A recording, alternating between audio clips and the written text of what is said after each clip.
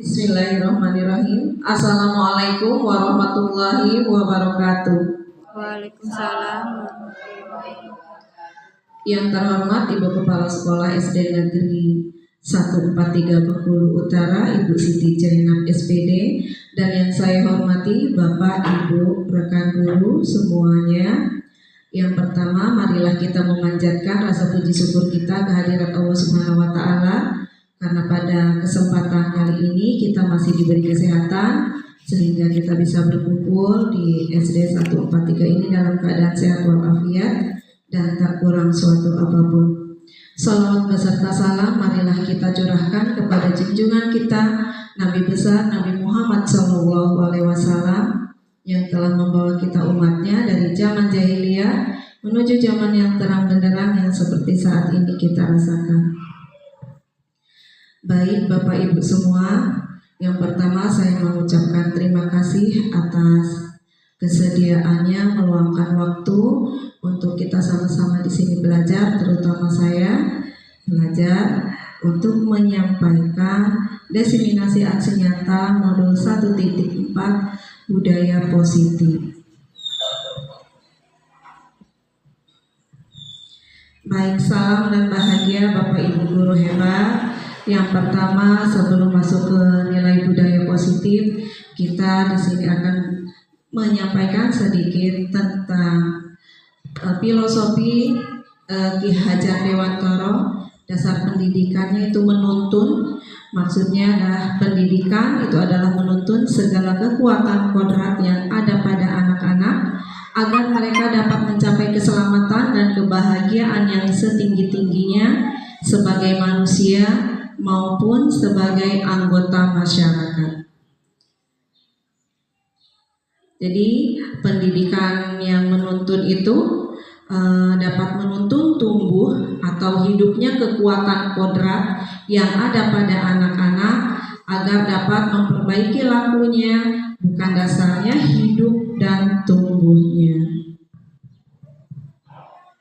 Adapun dasar pendidikan Ki Hajar Dewantara ke pendidikan menuntun atau among di sini yang pertama ada Ingarso Suntulodo, Ingmad Yomangkarso dan Tuturi Handayani.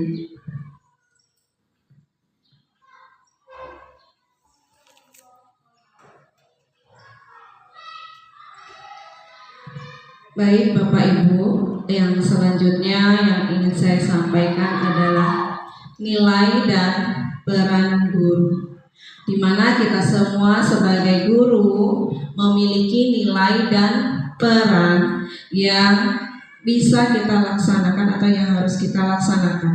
Adapun nilai-nilai guru, yang pertama yaitu berpihak kepada murid, yang kedua inovatif, yang ketiga mandiri, dan yang keempat reflektif, dan yang kelima kolaboratif.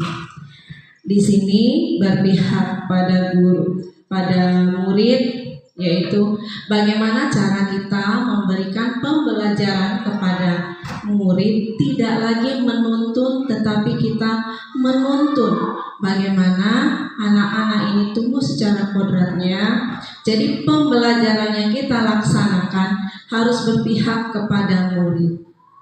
Kemudian inovatif, tentu saja kita sebagai guru harus memiliki sifat inovatif atau nilai inovatif, bagaimana cara kita mengajarkan atau kita memberikan pembelajaran kepada anak-anak dengan cara-cara yang menarik. Kemudian mandiri, bagaimana kita mengajar dapat memberdayakan apa yang kita miliki pada diri kita. Tentu saja kita pun harus memiliki nilai reflektif dan kolaboratif. Bagaimana cara kita berkolaborasi dengan rekan sejawat, dengan kepala sekolah, maupun dengan stakeholder lainnya.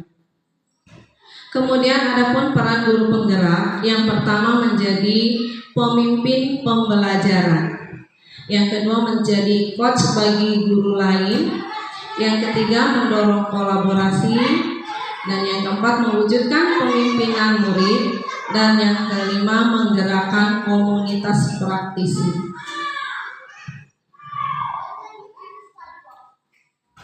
Adapun di pembelajaran yang selanjutnya, yaitu visi seorang guru, di mana visi ini paradigma inquiry apresiatif, suatu filosofi ataupun landasan pikir yang berfokus pada upaya kolaboratif untuk menemukan hal-hal positif dalam diri seseorang, dalam suatu organisasi dan di dunia sekitarnya, baik di masa lalu maupun masa kini maupun untuk masa yang akan datang.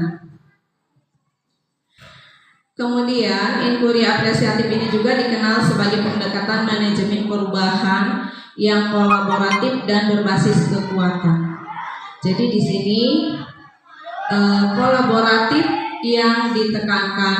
Jadi di antara kita tidak bisa berdiri sendiri, tetapi kita harus menjalin kolaborasi agar apa yang menjadi tujuan kita nantinya bisa sama-sama kita capai bersama. Kemudian adapun tahapan-tahapan untuk merumuskan visi bisa melalui tahapan baja ini yang ada di dalam inquiry apresiatif. Adapun langkah-langkahnya, yang pertama kita bisa membuat pertanyaan, kemudian ambil pelajaran, gali mimpi, jabarkan rencana, dan atur eksekusi. Kemudian masuk ke yang berikutnya, yaitu budaya positif. Budaya positif yang ada di lingkungan sekolah kita. Yang pertama kita mulai dari keyakinan kelas, kemudian 5 kebutuhan manusia, kemudian 5 posisi kontrol, dan yang keempat segitiga restitusi. Nah ini dia. Jadi keyakinan kelas itu sebenarnya hampir sama dengan kesepakatan kelas. Keyakinan kelas itu nilai-nilai keselamatan atau kesehatan. Nah yang disebut sebagai keyakinan. Jadi nilai-nilai kebajikan universal yang disepakati, yang tersirat maupun tersurat, lepas dari latar belakang suku, negara, bahasa maupun agama. Jadi kita bisa menerapkan keyakinan kelas ini dengan cara kita bertanya kepada murid bagaimana keyakinan atau kesepakatan yang akan kita buat. Kemudian nanti kita bisa membantu anak merubahnya menjadi kalimat-kalimat positif yang nanti bisa dijadikan menjadi satu keyakinan kelas yang disepakati bersama. Dan tentu saja ketika sudah ada keyakinan kelas, nanti ada konsekuensi yang harus diikuti juga. Kemudian 5 kebutuhan dasar manusia ini, yang pertama yaitu kebutuhan bertahan hidup. Kalau kita kaitkan dengan anak, kaitkan dengan kebutuhan anak begitu. Jadi kebutuhan-kebutuhan yang bisa dilakukan itu seperti makan, minum gitu. Jadi ketika nanti ada kasus anak yang meminta jajan kepada kawannya atau pada merebut gitu. Nah ini mungkin si siswa sedang memerlukan salah satu kebutuhannya, yaitu kebutuhan untuk bertahan hidup itu tadi.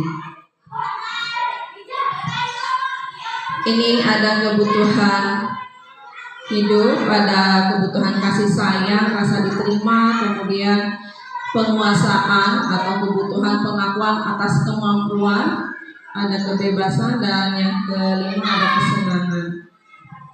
Nah, yang kedua itu kasih sayang. Biasanya kalau kita hubungkan dengan pembelajaran, anak nakal itu sebenarnya terkadang tidak benar-benar ingin melakukan hal yang dia lakukan, tetapi bisa jadi anak ini sedang membutuhkan kasih sayang. Kadang mungkin di rumahnya kurang perhatian dari orang tuanya, akhirnya sampai sekolah dia mencari perhatian. Nah ini yang disebut dengan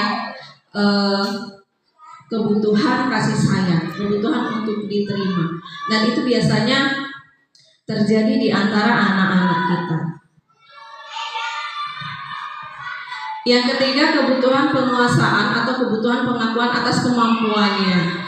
Nah, dikaitkan dengan pembelajaran, maka kita terkadang butuh untuk suatu apresiasi ketika anak bisa melakukan terhadap penguasaan keterampilan yang dia capai.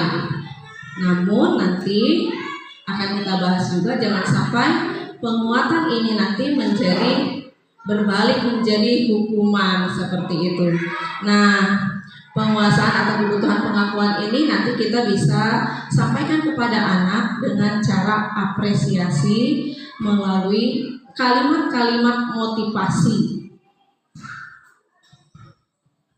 Yang keempat yaitu kebebasan, kebutuhan akan pilihan. Nah, ini kalau kita kaitkan dengan pembelajaran, terkadang anak ini menginginkan kebebasan. Jadi di dalam pembelajaran kita memang dituntut untuk memberikan kebebasan kepada anak. Nanti akan di pembelajaran diferensiasi nanti akan ada bagaimana cara kita memberikan pembelajaran sesuai dengan kebutuhan murid. Jadi salah satunya mungkin nanti kita dengan menggunakan metode pembelajaran yang menarik. Kemudian kesenangan. Nah, kalau kita sangkut pautkan dengan pembelajaran anak, terkadang anak tuh hanya membutuhkan kesenangan saja, hanya iseng saja, kadang seperti itu.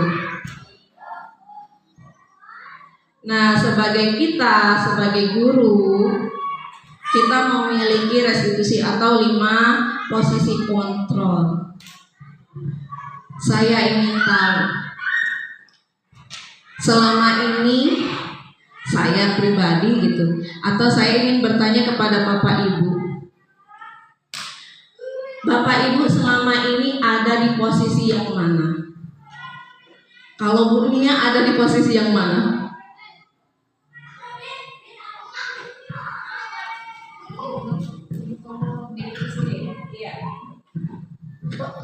Kadang saya bisa sebagai teman, pemantau anak-anak. Mungkin kadang setelah saya refleksi, saya juga menjadi penghukum. Iya. Baik, terima kasih. Kalau Pak Ruli sendiri, posisi kontrol Pak Ruli saat ini berada di posisi yang mana?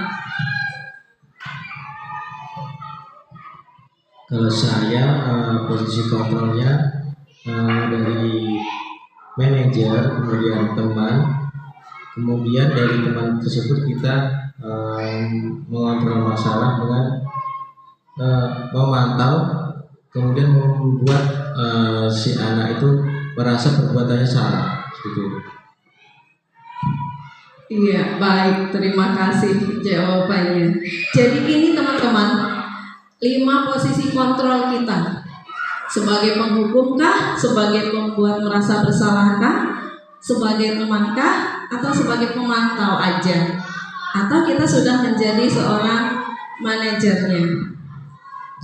Kita bahas satu-satu. Nah, ini bisa menjadi refleksi kita. Kita ada di posisi mana sih? Nah, ini kalau menjadi seorang penghukum.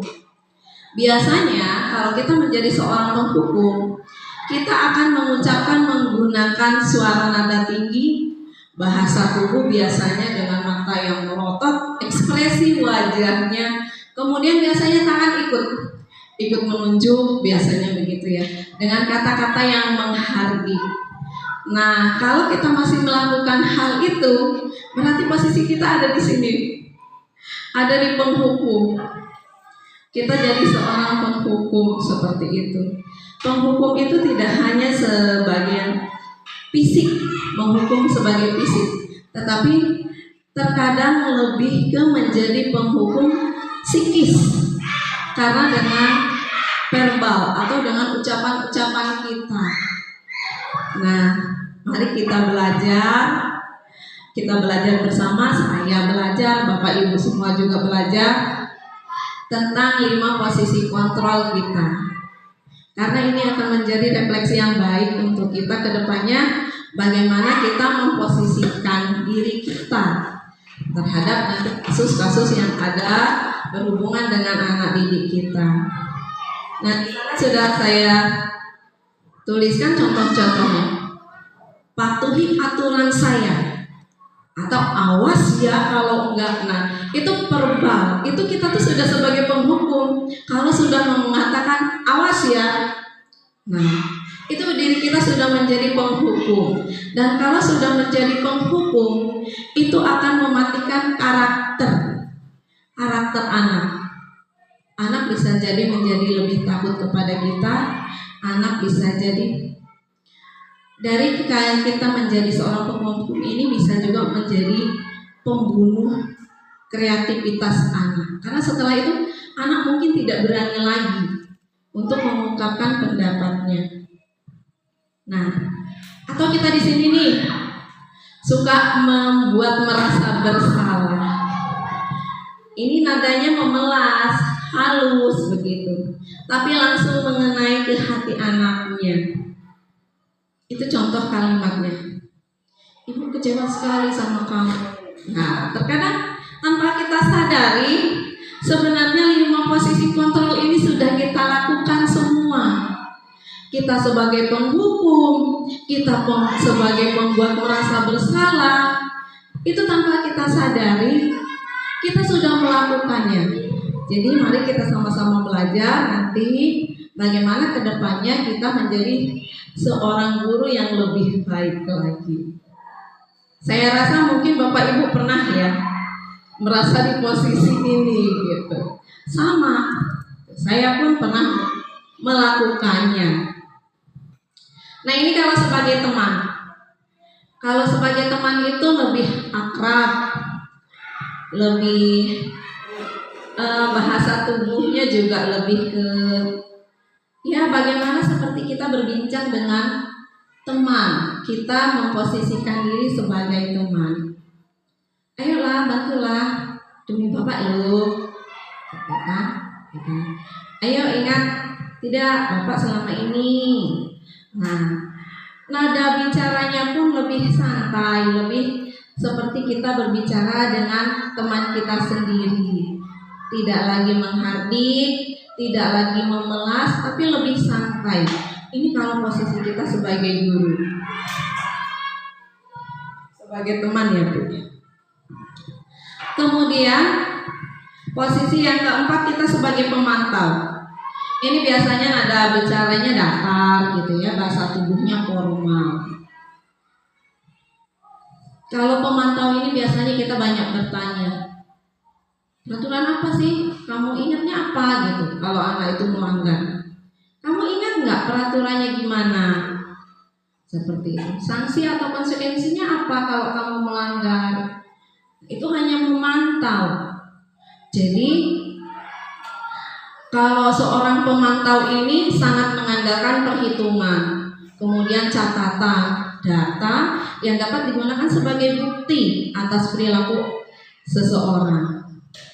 Nah ini, jadi ketika ada anak yang membolos ataupun melakukan pelanggaran, kalau sebagai pemantau pasti akan bertanya, tahu nggak sih apa peraturan kita? Terus apa sih konsekuensinya kalau kamu melanggar? Seperti itu. Hanya pemantau, dia udah punya data. Oh ini loh, ini peraturannya. Seperti itu. Nah, ini yang terakhir. Sudahkah kita ada di posisi manajer Bapak Ibu? Kalau di posisi manajer ini, posisi idealnya kita sebagai guru. Kita tidak mengucapkan kalimat dengan nada yang menghardik, dengan kalimat yang memelas. Tidak juga kita berbicara selayaknya sebagai teman. Nadanya, suaranya tulus, dalam arti lemah lembutnya itu tidak membuat anak menjadi merasa bersalah. tidak kaku, kemudian juga mendekat ke murid. Nah, mendekat ke murid ini nanti berbeda dengan posisi kita ketika menjadi seorang teman. Begitu. Jadi kalau posisi manajer ini di mana guru berbuat sesuatu bersama dengan murid. Kemudian murid ini mempersilahkan guru mempersilahkan murid untuk mempertanggungjawabkan perilakunya. Jadi ketika ada anak yang melanggar ataupun ada kasus gitu terhadap anak, kita tidak langsung menghardik, kita juga tidak langsung menjadi pembuat bersalah begitu. Tapi kita bisa menanyakan kepada anak itu, apa sih yang kita yakini? Kemarin kita udah buat kesepakatan kelas kan, apa sih kesepakatannya gitu. Kemudian ditanyakan juga kepada anak, terus bersedia nggak kira-kira memperbaikinya? Anak itu ditanyakan agar mengetahui apa yang sudah dia lakukan, kesalahan yang dia lakukan. Kemudian anak dengan kesadarannya sendiri, motivasi internalnya tumbuh untuk memperbaiki ke depannya lagi, agar tidak mengulangi kesalahan ataupun pelanggaran-pelanggaran yang sudah dilakukannya pada saat itu. Nah, ini contoh posisi kontrol restitusi. Ada motivasi eksternal, ada juga motivasi intrinsik. Seperti itu.